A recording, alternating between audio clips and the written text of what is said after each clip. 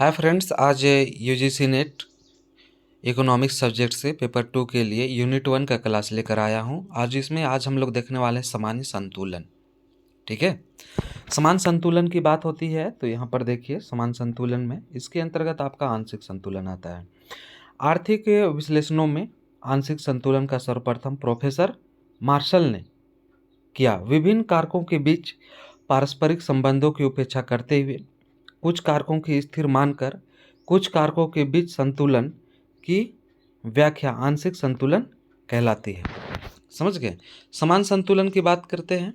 देखिए, समान संतुलन में क्या होता है कि आप लोग का समान संतुलन जो है आर्थिक विश्लेषण में समान संतुलन का सबसे लोकप्रिय विश्लेषण है। ठीक है, किसने दिया तो बता दे। समान संतुलन विश्लेषण का आपका लियोन वालरस फ्रेंच अर्थशास्त्री थे ने दिया।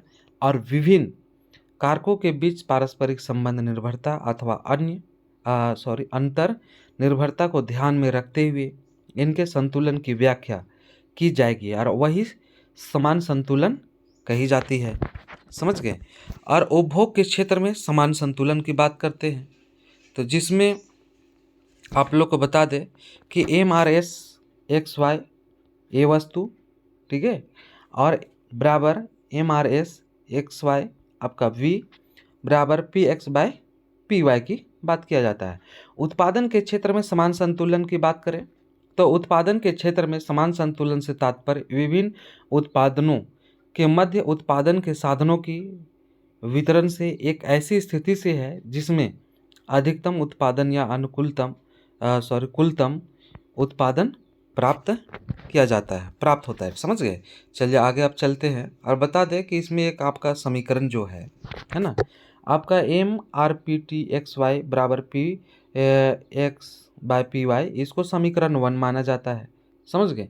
MRTS L1K और आपका इसका X की बात करते हैं, फिर उसी तरह से Y के रिस्पेक्ट में करते हैं और बराबर करके आपका W/X इंटू PX/PY, ये आपका सेकंड समीकरण होता है। और दोनों समीकरण को अगर जब बराबर करते हैं तो इस कारण से हम लोग को ये समीकरण प्राप्त होता है, बराबर होता है। ये एग्जाम की दृष्टि से, ठीक है, ये पूछा जाता है। समझ गए? तो इस तरह से आप लोग को कीमत विविधीकरण की ओर आप ले चलते हैं और बता दें कीमत विविधीकरण की बात होता है तो जब एक विक्रेता एक वस्तु की विभिन्न उपभोक्ताओं अथवा क्रेताओं को भिन्न भिन्न कीमतों पर बेचता है तो इसे क्या कहते हैं? कीमत विविधीकरण कहा जाता है।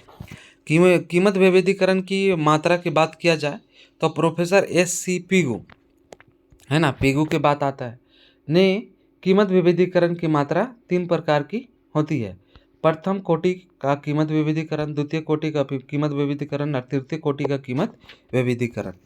प्रथम कोटि की बात की जाए कीमत विविधीकरण तो देखिए उसके अंतर्गत क्या क्या आते हैं। तो प्रथम कोटि का कीमत विविधीकरण के अंतर्गत इसे, है ना, पूर्ण कीमत विविधीकरण भी कहा जाता है। क्या कहा जाता है? पूर्ण कीमत विविधीकरण भी कहते हैं। और इस प्रकार का कीमत विविधीकरण तब होता है, ठीक है, जब कोई एक अधिकारी किसी वस्तु की प्रत्येक इकाई को भिन्न भिन्न कीमतों पर क्या करता है? बेचता है। समझ गए? चलिए अब आगे देखते हैं। नोट में देखिए इसमें क्या कहता है कि इसके अंतर्गत वस्तु की कीमत और क्या कहता है कि सीमांत आय, है ना, परस्पर बराबर होते हैं। ये भी याद रखना है आप लोग को। और फलस्वरूप पूर्ण विविधीकरण में एक अधिकारी के वस्तु का मांग वक्र क्या होता है? सीमांत आय वक्र की भी होता है। समझ गए? और द्वितीय कोटि का आपका कीमत विविधीकरण का बात करते हैं तो द्वितीय कोटि के कीमत विविधीकरण के अंतर्गत बता दें कि एक अधिकारी अपने क्रेताओं अथवा उपभोक्ताओं, ठीक है, भिन्न भिन्न वर्गों में बांटता है तथा प्रत्येक वर्ग से उतनी कीमत मात्रा, है ना, उतनी कीमत प्राप्त करता है जिनका, ठीक है, जितना उस वर्ग का सीमांत क्रेता देने को तैयार होता है। क्या आपका सीमांत क्रेता जो देने के लिए तैयार होता है उतने आपको बांटता है।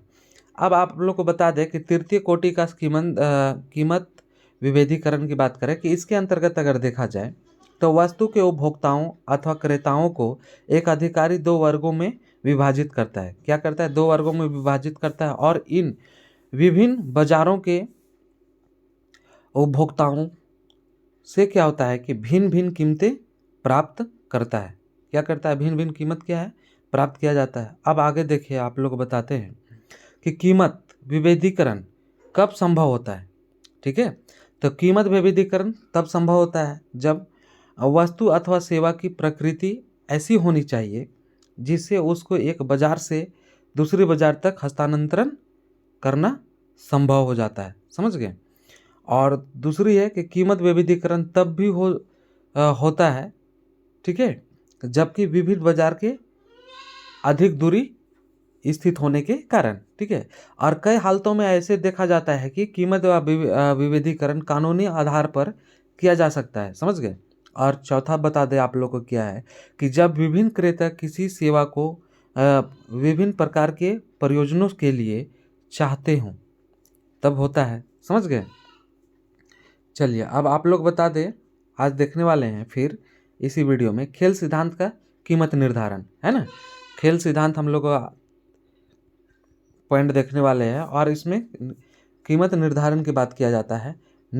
न्यूमन तथा मार्गस्टन 1944 में, ठीक है, अपने लेख में क्या है, theory of game and economics behaviour, है ना, इसमें आप बात को रखते हैं खेल सिद्धांत का। और आगे चलिए देखते हैं।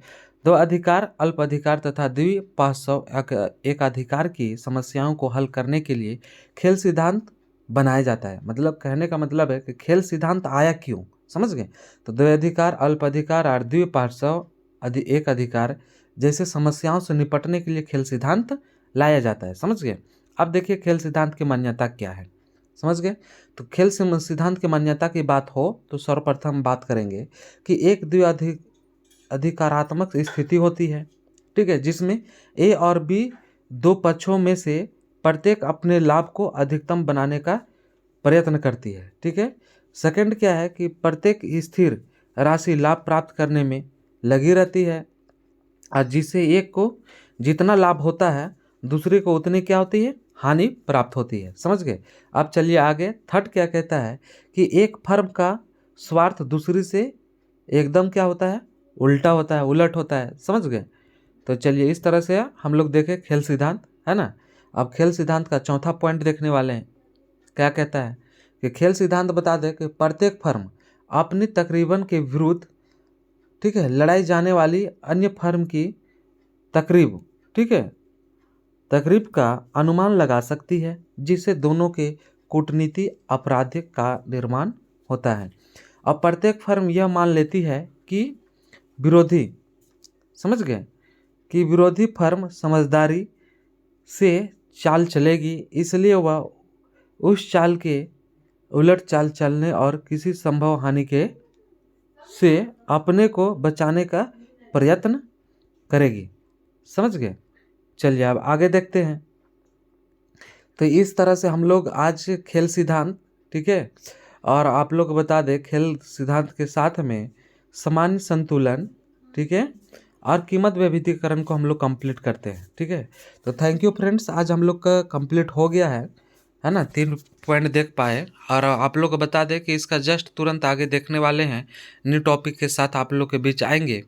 और आप लोग बता देगा अच्छा लगे तो लाइक कीजिए, है ना, कमेंट कीजिए और प्लस में अधिक से अधिक मित्रों को आप लोग इस वीडियो को उनके पास पहुंचाइए, ठीक है, और ताकि वो भी नेट JRF कर सके। Thank you friends.